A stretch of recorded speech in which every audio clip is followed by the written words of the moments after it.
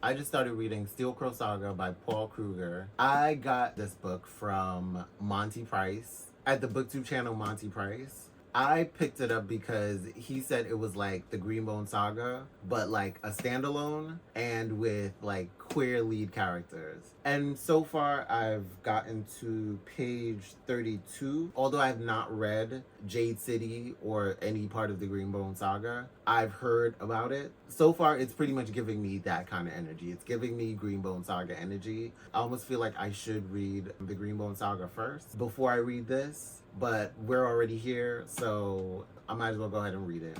And the funny thing is, Fonda Lee blurbed this book, and she said it's Pokemon combined with Avatar The Last Airbender. And I'm like, baby, I grew up alongside Pokemon, and I love Avatar The Last Airbender, so baby, this is perfect for me. And then you also said it's kind of gay, so I'm like, you got my attention, baby. You got all of my attention. I am excited to read this and see where it goes. I will say I'm a little upset that like the font is just so small. I wish it was a little bit bigger. It was a smidge bigger, but I understand. She a full-fledged, 500 something page book. So if the font was to go a little bit bigger, we would have had a 600-page book. It would have been thicker or bigger than this. But I am excited to read the Steel Crow Saga, and so far it's going good. So far I am excited to see where it goes, and this is also by a Filipino-American author. I am 109 pages into Steel Crow Saga. I'm on chapter 7. So far the book has been good, but I don't know, the writing, it's not bad. It's not bad writing. I was trying to figure out how to define the writing, and the writing to me is it's just more adult. It's just more adult. Like, I just came off of reading And I'm Randy Ashes, which was more like a young adult to new adult. It just felt more fast paced. The writing in this, it's nice and descriptive, but there's how, I don't know, how sentences are constructed is, it feels more, I don't know, adult. The punctuation is just very like English degree. I know how to work a sentence. I know how to work my English degree kind of thing. And it's good, but I feel like the writing just makes the story, the writing is more for savoring savoring the story. It's just not to be like, I'm in the mood, I'm gonna keep it 10 toes with you, I'm in the mood to like devour a story right now and just really like inhale it, just really like like immersed in it, consumed by it, and have a good time, and then like kind of move on. And this story is just like, you gotta consume it. You gotta take your time with it. And I'm just like, I'm not in the mood. I'm not in the mood. I'm not in the mood. I'm not in the mood. I just wanna like have fun. I just wanna blaze through it. But besides that, it's good. There is action at the beginning. That's really engaging, really interesting. I wanna see where it's going. But part of me is also like, my gosh, the writing just feels, I don't know. It's just, for me it feels slow. I understand it as fantasy, and it's gonna take some time to get to know the characters and to get to know the world building, to get acclimated to the world. And then I think maybe to like going in, I expected like more queerness, more gayness, more, but that's the thing, it's just, it's fantasy, it's more, probably more action fantasy than it is romantic fantasy, and I kind of am in the mood for some romance, and I think maybe that's the problem. Maybe that's the real problem, is that I need more romance in the story than I need just like fantasy and action and just the world building. Like, I want the world building, but I want some romance. I want some people are like, checking each other out and being like, "Oh, you kind of fine, but I'm on a mission right now." But at the same time, you like, you like people catching feelings and stuff, and it's like, we're not really having that right now. We're just having like, we got political business to get to, and I'm just like, oh, that's cool or whatever, but like, ain't nobody like checking each other out. Don't nobody want to make out or nothing. Don't nobody want to hook up or nothing. Like, baby, I'm in a mood. Like, I'm in a mood. Like, I want to feel that, but it's fine. It's fine. Do what you gotta do. Be, whatever. Whatever. Yeah, but for now, I'm gonna read on and see how I feel about it, and maybe I might change my mind.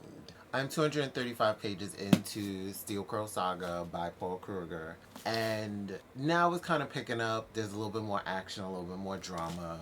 a little bit more action than anything. There's a little bit of romance. There's a little bit of queer romance. I'm enjoying that, but I'm also still like, it's just so much more like war and political stuff going on. Well, maybe because I just came off of reading An Ember in the Ashes. There was romance, but it wasn't too overbearing, and there was like political intrigue and drama and action. That was able to kind of balance the two. Whereas this one is just like, I'm just getting so much more like the political war side of things and people like having those kind of conversations with each other. And it's dragging a little bit for me. But I'm really getting into it. I really want to see where this is going. I am enjoying the characters. I'm kind of enjoying the world. It's kind of dark, but it's good. It's like an industrial kind of world, but it's not like, but it's like like a 1920s, 1930s Asian industrial world, like industrial revolution. It is very much like the Greenbone Saga, from my understanding, that it's just that 1920s turn of the century industrial time period. And I do kind of see the Pokemon Avatar The Last Airbender kind of elements to it. I've completed Steel Crow Saga by Paul Kruger. I went into this expecting queerness in a fantasy Asian world. It had some queerness, but not a lot. Or not in the way that I expected. I thought there would have been more like, I don't know, there would have just been more like gay romance. I really wanted more gay men. And I mean, it had a little bit of that because it had a cisgender man with a transgender man, and they hooked up, and you know, there were like moments of queerness, but there wasn't like a lot of it. A lot of this story was a lot of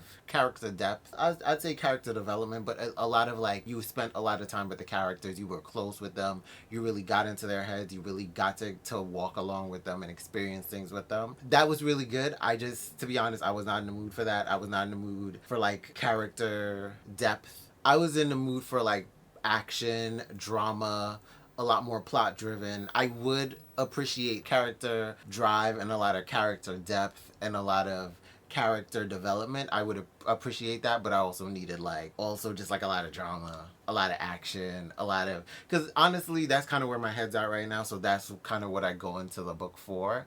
So it definitely is still a very good book, but it is just not, it just was not where my head was at. But it's like, it's fantastic. It for me, it felt like literary fantasy. It was just, I don't know. I felt like the prose is very savory. Like, you have to take your time and read it, really enjoy it and consume it, but you can't really just like inhale it. Like, it's not just like you could speed through kind of story. Like, it's just like you take your time and you read it and you really immerse yourself in the characters, immerse yourself in the world. This is more of like a meditative book in a way, but I'm not in a meditative mood. Although I finished it, I really wanted to see how it ended, and I loved the ending. That's the thing. It still had a lot of dramatic, action-packed moments. It was like one in the middle of the book and one at the end of the book, and then it had like a few moments where there was conflict and like action scenes that were like, you know, just like little battle action scenes. And there was character growth.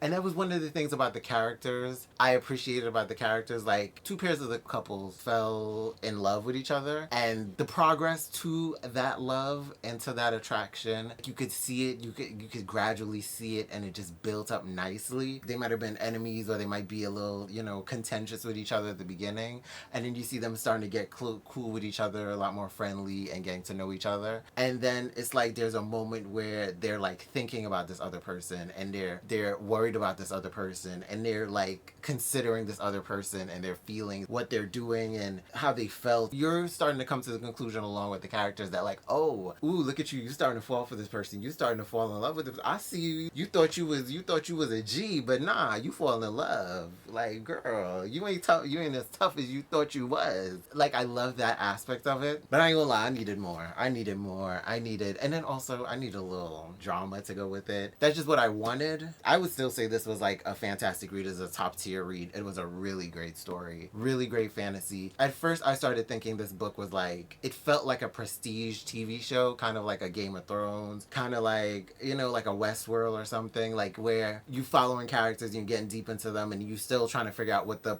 overall plot and how it's gonna play out is gonna, like, where's this plot going? And that's kind of what this story is like. It just feels prestige, but then it also feels like an anime.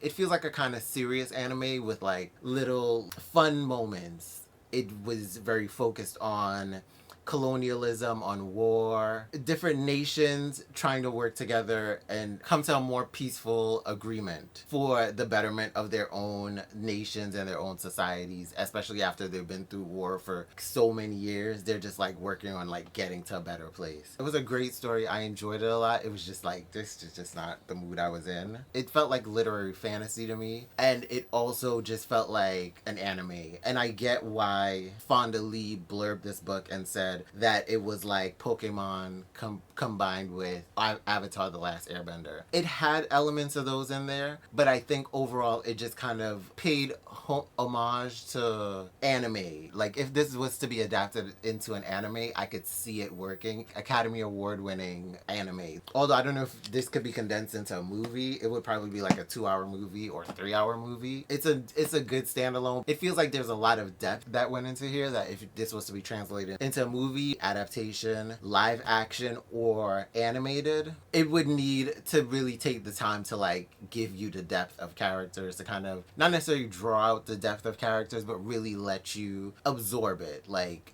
take the necessary time to absorb the characters' depth in the story. I will say at the end, I love the ending. It wrapped up very beautifully. It had a nice, beautiful ending, and it kind of gave you an idea of what the future of the story would be like beyond the final page of this book. At first, as I read the story, I was like, I don't really think I have any characters that like I'm rooting for, or that like turned out to be my favorite, or just like somebody that's just like, oh, I really gravitated and held on to this character. I won't lie, only until the end, that's when I realized that like, oh, I love Is it Jamuru? Oh, damn, Shulan, you got a lot of title pages. Jamuro became like, it's Jimuro. So I think it's like Jamuro. He became my favorite character. I enjoyed his, like, I just enjoyed how he ended. I just enjoyed his character, his death. Like, it was, I think I enjoyed it because he was giving me a little bit of like Peter Millar. He kind of started off like a spoiled brat, and then it's like in the end he came into like this kind of Peter Millar, I care for you kind of energy. But like, also, I run this shit. Jamura was my favorite in the end. Steel Crow Saga was fantastic. I would love to see this adapted. I know people are like, oh, a book should just stay a book. It don't need to be, every book don't need to become a movie or a TV show. I don't mind. I don't mind seeing books and movies get adapted. Even if it doesn't scene for scene, word for word, they cut stuff out, they change certain things. I don't mind. As long as like both of them can stand on their own as like great pieces of work, I am all in. I appreciate the adaptation as much as the original. So I would definitely love to see this adapted as a mini series, or as a just like a feature length 2.5 to 3 hour movie, and really see this come to life. So thank you for spending your time with me, and I am out this bitch like Fleek.